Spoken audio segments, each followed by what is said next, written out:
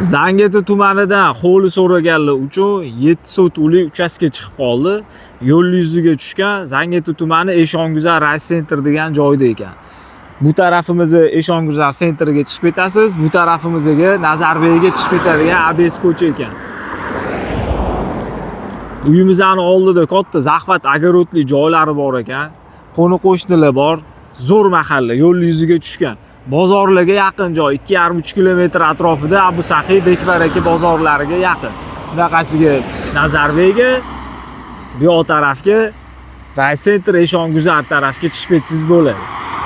Uy ichini bitta obzor qilib beraman. Qulay narxlarda sotishayotgan ekan. 7 sotuv xonalari bor, remontlari bitgan, podvollari bor, molxona qilishga ham tayyor joylari bor ekan. Yuri, ichkarini ko'rsatib beraman. Uy ichiga kiraverishimizda hovlimizda mana shunaqa ko'rinishda darvozalar qo'yib qo'yilgan, remontlar qilib qo'yilgan, plastiklar qilib qo'yilgan. Mashina qo'yishga bemalol joylar bor. O'ng qo'limizda uy ichini bitta ko'rsatib beraman, hovlini keyin tanishtirib o'taman. Yuri. Kiraverishimizda o'ng qo'lda bitta hovlimiz bor ekan. Taxminan 4 ga 6, 4 ga 5 xona, ho'l. Ayvon qilib foydalansangiz bo'ladi. Ichkarida bu yoqda zalimiz bor ekan.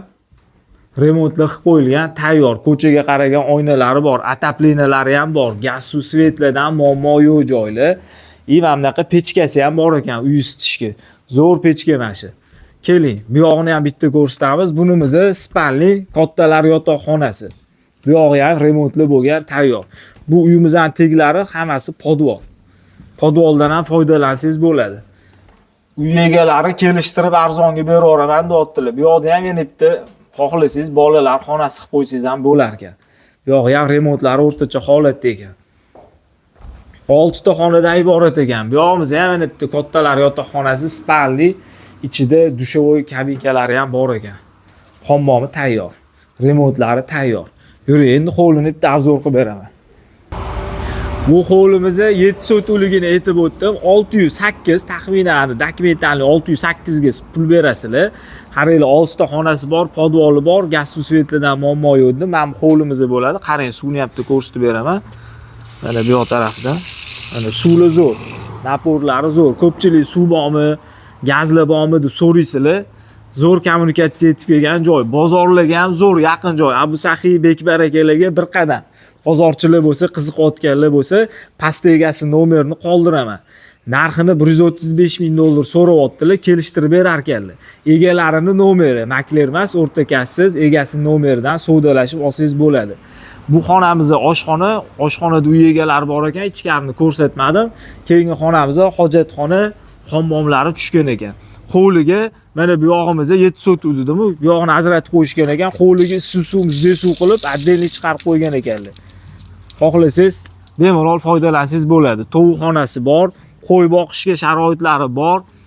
20 ta molga mo'ljallangan joy tashab ketishgan. Mol ham boqar ekanlar.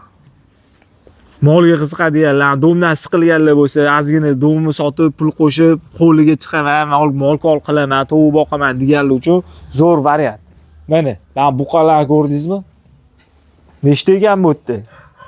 20 ta molga tayyor joy. Salqin cho'tki qilib qo'yishdi. Kimga qiziq bo'lsa, past egasi nomerini qoldiraman. Kim uyini tez sotmoqchi bo'lsa, tekinga reklama xizmati kerak bo'lsa, tepada nomer yozib qoldiraman. Kanalimizga obuna bo'lib, layklarni bosib, yaqinlarga ulashib qo'yish esdan chiqmasin. Uy qidirib yurgan yaqinlarimizga jo'natib qo'yamiz. Kimdir siz orqali, biz orqali uyli joyli bo'lib qolsa, xursand bo'lamiz. Sog' bo'linglar.